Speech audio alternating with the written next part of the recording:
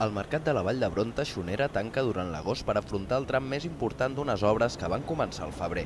Es renovarà la coberta de l'equipament on s'implantarà un hort urbà i es faran diversos enderrocs en l'estructura actual. Hi ha concessionaris que aprofitaran per reformar la parada.